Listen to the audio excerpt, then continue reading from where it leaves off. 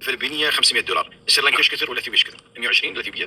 السريلانكيه $120 110 $120 المكاتب الاثيوبيه $80 بس. Har'a keessi kiyya na gubatee hiriir dibbiin jedhan dhufe. Viidiyoo kana sheer godhuudhaan Dr. Abiyyi biraan nu ga'a.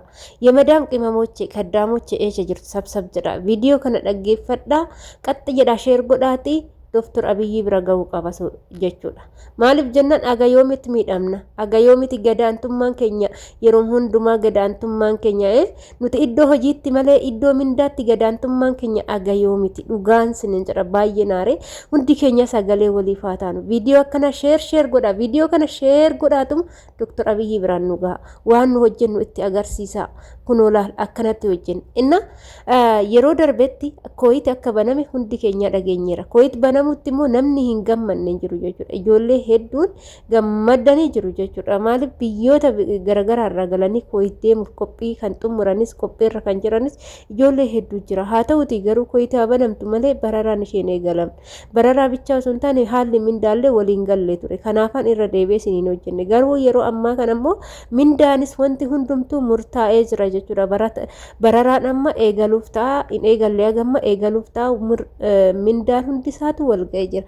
Garuu haa ta'uti immoo waan nama aarsuu fi waan nama gubuuni jechuudha. Egaa shama harka fuunee kabajamtootaa fi daawwattoota hordoftoota keenya nageenyi koo kan jaalalaa fi kabajaa bakkaa fi lafa jirtan siniif haa baay'atu. Anis obboleettiin keessan bakkaa fi lafa jirutti waaqayyo haa galatu nagaa koo har'a geeru nagumallee odoo sin gaafachuu baadhe aareen dhufe jechuudha.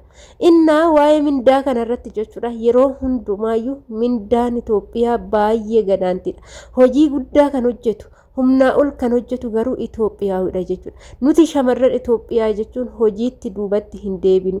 Wantootuma jarri kuuwwan hojjenna malee isaantu sirii aga keenyan hojjenne nuti isaanii ol hojjenna. Arabdoonnuyyuu abashiyaa Itoophiyaa kifiir ishoqoluun koyisaat marra ishoqoluun harra jedhu laal baay'ee oo'uu goobazoota nuun jedhu dhugaa keenya ni ba'uu jechuudha. Innaa waa'ee mindaa toosni deebi'u akkuma jalqabarratti dhageessan jechuudha. Mindaa irratti Filipiiniidhaaf jalqaba irratti doolaara lafa kaa'aniif doolaara 500 jechuudha. Dhageessanii doolaara 500 sirnankiidhaaf diinaara 120 biyyoota Afrikaa keessaa Itoophiyaadha garuu diinaara 80 maaliifi amma kooyitii warri deemtan kaffaltiin keenyan diinaara 80 jechuudha. Ginii hojii kan hojjetu eenyudha? Hundaa ol kan hojjetu eenyudha? Nu harki keenya nu ciccitee duddi keenya nu gubatee lunni keenya dhaabbannaa nu dhoggeen kulaalitiin nutti ka'e inde haga yoomititti gizee hundumaayyuu gadaantummaan keenya dubbatama. Dr. Abiyyi yoo faayidaa keetii ta'e malee kuni waa biraa miti. Arabdoonni warri biiroo arabdoonni mana isheetti nu fudhatanii maaliif nuti taphatu? Biiroo irraa gatii rakasaatiin nu fudhatu. Yoo nu baasanillee kan biraa yoosuma fudhatu gatiin keenya rakasa waan ta'eef jechuudha. Isiniif galee miti? Innaa amma ana sirratti jechuudha wanti jechuu dhufee Filipiinii sirnan ka biyyoota kaawwan irraa Itoophiyaa mafadda ta'e waan bifti keenya magaala'eef moo waan akka isaanii dabbasaa rifeensa dheeraa hin qabneef moo maaliif jechuudha. Itoophiyaa wis jammar waa hundaanuu biyyoota kaawwan Filipiinii yoo ta'e garaa isaanii nyaachuu malee waa biraa hojii madaamii hin hojjetan dhugaa siniin jedha. Gizee madaamii zoor jetti taa'anii bilbila isaanii goroggoru yoo barbaadan waan barbaadan naqanii dhaanii nyaata isaanii nyaatu malee hojiitti hin biigan. Nuti garuu yoo namni nu arguu baate waaqatu nu arga jecha waaqa sodaachaa amanamummaadhaan hojjenna jechuudha. Kan akka keenyatu hin jiru jechuudha. Kanaafuu jechuudha biyaansi biyya keenya keessa galle jiraachuu hin dandeenye. Biyya keenya keessatti hojjenne of jijjiirree nama taanee jiraachuu hin dandeenye.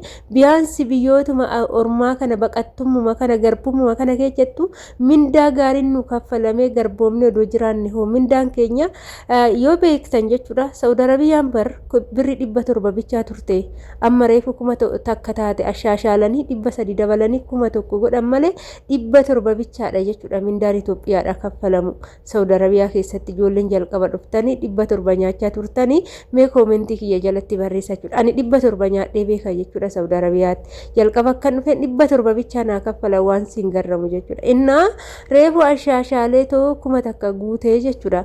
Ammallee warri afaan beekanis kuwwanis diinaara 80 bichaadhaan banamte jechuudha kooyitiin. Kaawwanii garuu Filipiiniin maalumaan nu caalan maalidhaan garaagarummaan Filipiiniif keenya jennee isaan Ingiliffa waan beekaniif eenyu jedha nutu jedha malee jarru hin jedhan. Innaa yoo yaadattan madaamiin takka interviyuu taatee gaafatamtee maaliif yeroo hundumaa mindaan Filipiinii ol ka'aa ta'e jedhamtee gaafatamte jechuudha.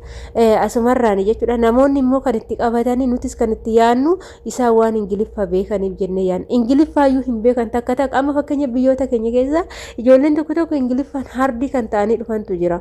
Hundi wallaalu jechuudha. Achi biyyoonni kuwwan illee akkas Filipiin illee akkas kan Ingiliffa siruma hin beeknetu jira kan immoo Ingiliffa beekantu jira jechuudha. Ijoolleen Filipiinii faana hojjettanii argitan ni beektu jechuudha. Sirriitti akka kiyyaatti kan Ingiliffa takka hin beekne hojii hojjedhee jira jechuudha. Siniif galee miti an dhufanu jaartii kanniin waxxaatiin akka keenyaa kun kan humna qabu kan tabsaaf jedhee hojjetee yoo madaamini ajajju fiiddee hojjennu kun hin jiran jechuudha. Siniif galee miti innaa isaanii jette isaanii biiroo isaaniiti maktaba isaaniititu akkasitti isaaniif sirriitti ol kaasaa.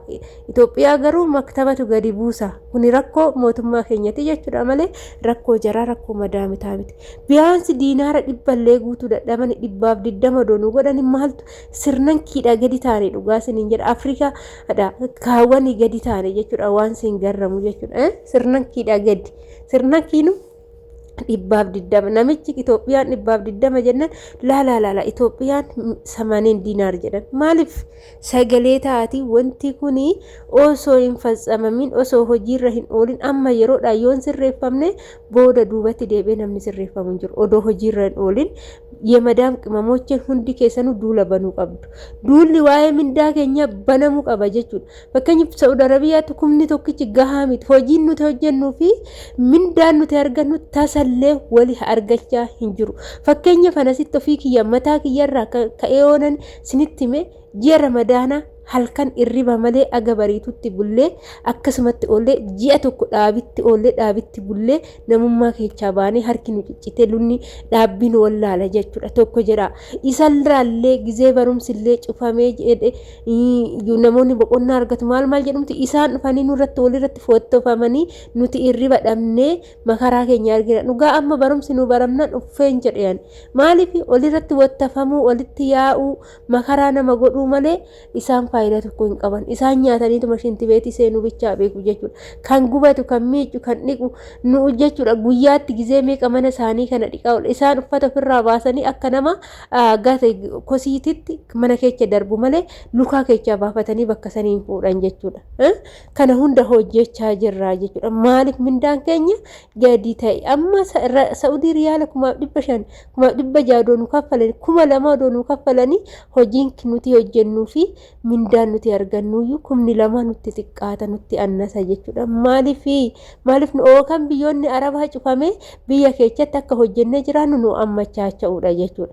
Yookaan biyya ormaatitti mindaa keenya mindaa gaariin akka nu kaffalamu nu ammachaacha'uudha.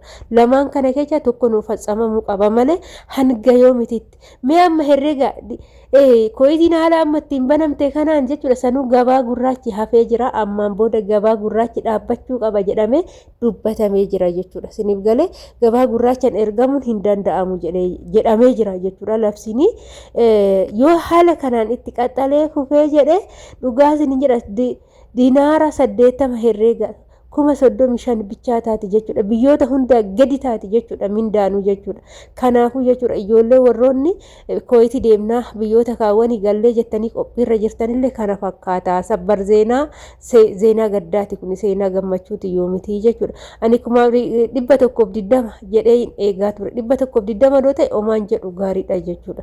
Inna 80 baay'ee miidhama sheer godhaa sagalee ta'a hundi keessanuu waan qabdu zimin jedhinaa jechuudha. Miidiyaa qabdan irratti gadi baate hundi keessanuu dubbannee seera keenya kabachiifachuu mindaa keenya kabachiifachuu qabna jechuudha. Mindaan dabalamuu qaba. Kuni baay'ee xiqqishuudha. Maaliif baay'ee na kaffa'e baay'een aare dhugaa baay'ee natti dhagahame hanga yoomititti nuti yeroo hundumaa gadi nu qaqqabu ofii hojii akka harreetitti hojjenna akka arbaatitti hojjenna gaafa birriitii fi gaafa nyaataatti haga yoomii gadi jennee jiraanna dhugaa rabbi gadi baa dubbadhaa hundi keessanuu jechuudha. Adara